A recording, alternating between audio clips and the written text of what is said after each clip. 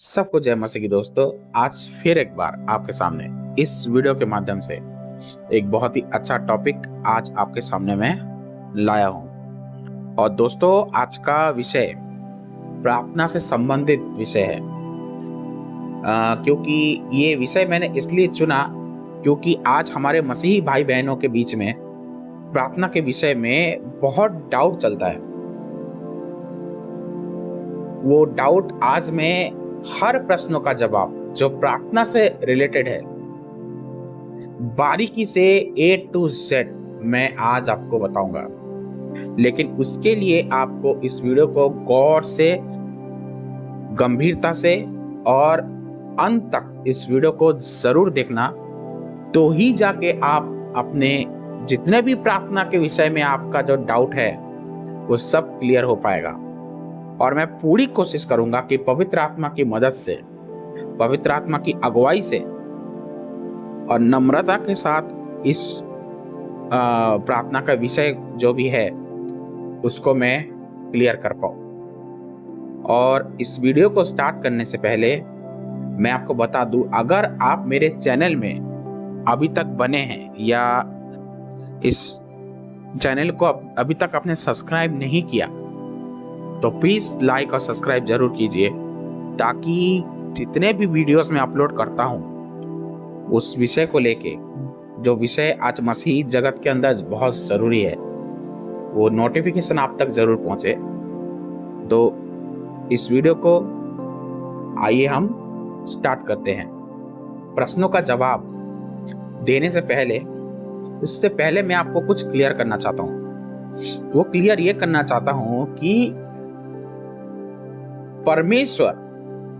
परमेश्वर से हमारा रिश्ता क्या है। उदाहरण के तौर पे जब यीशु इस पृथ्वी पर थे, और आपने देखा होगा या पढ़ा होगा, हालांकि मतलब वीडियोस में आपने देखा होगा, मूवीज वगैरह में या वचन में आपने पढ़ा होगा कि यीशु जब इस पृथ्वी पर थे तब वो प्रार्थना करते थे। वो किससे प्रार्थना करते थे? वो अपने पिता से प्रार्थना करते थे, पिता परमेश्वर से प्रार्थना करते थे। आपने पढ़ा होगा। और जब वो प्रार्थना करते थे तब वो क्या कह के पुकारते थे? हे पिता, हे पिता। तो मैं आज आपको ये क्लियर करना चाहता हूं सबसे पहले कि परमेश्वर के साथ हमारा रिश्ता क्या है। गलातियों की किताब उसका 4 अध्याय वचन 6 से 7 में आइए देखते हैं क्या लिखा हुआ है। और तुम जो पुत्र हो, इसीलिए परमेश्वर ने अपने पुत्र के आत्मा को, जो हे अब्बा, हे पिता कहकर पुकारता है, हमारे हृदयों में भेजा है। 7 में लिखा है, इसीलिए तू अब दास नहीं परंतु पुत्र है, और जब पुत्र हुआ तो परमेश्वर का वारिस भी हुआ। इस वचन की गहराई को आपको सबसे पहले समझना है। तो पौलुस कहता है कि परमेश्वर ने हमको पुत्र कहा है, सन ऑफ गॉड। क्या लिखा है कि हमको अधिकार दिया है कि हे अब्बा, हे पिता कह सके। क्या कह सके? हे अब्बा, हे पिता। जैसे यीशु इस पृथ्वी पर जब प्रार्थना करता था तो वो अपने पिता से यही कहकर प्रार्थना करता था, हे पिता तू मेरी प्रार्थना सुन। तो यही शब्द परमेश्वर ने हमको अधिकार दिया। वो कैसे अधिकार दिया? कि हम उसके पुत्र हैं। 7 में लिखा है कि तू अब दास नहीं।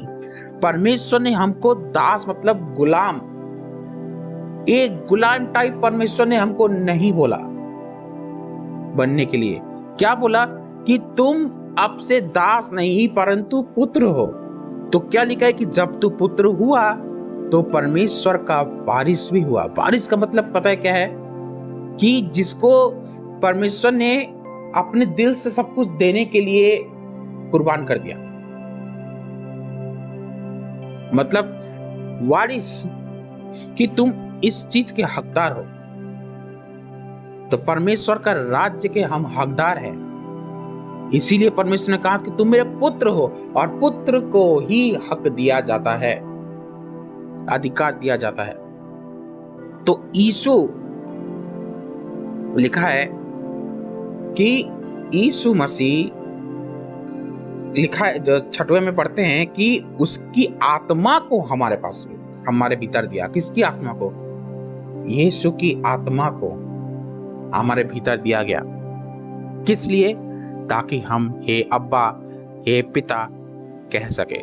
तो ये मुझे आज आपको क्लियर करना था कि पिता के साथ हमारा जो रिश्ता है वो क्या है।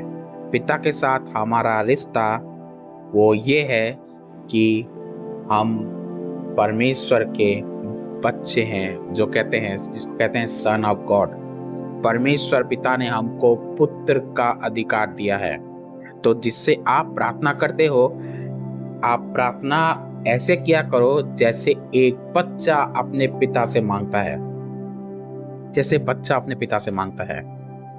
यही हृदय में रख के आपको प्रार्थना करना है। ये प्रार्थना का, क्योंकि आपको जब पता ही नहीं है कि हम प्रार्थना किसके पास कर रहे हैं, पहले कंफर्म तो करो कि हम प्रार्थना किसके पास कर रहे हैं। अपने पिता, जो आपका जो सांसारिक पिता है, वैसे ही एक स्वर्ग पिता हमारा है, जिसने हमको पुत्र होने का अधिकार दिया है। वचन स्पष्ट कहता है सन ऑफ गॉड। तो आप पुत्र हैं, उस अधिकार के साथ, उस राज्य के अधिकार के साथ आप परमेश्वर पिता, जैसे यीशु प्रार्थना करता था इस पृथ्वी पर रह के, हे पिता, हे पिता, आपको भी वैसे ही प्रार्थना करना है। सबसे पहले ये ही मुझे क्लियर करना था।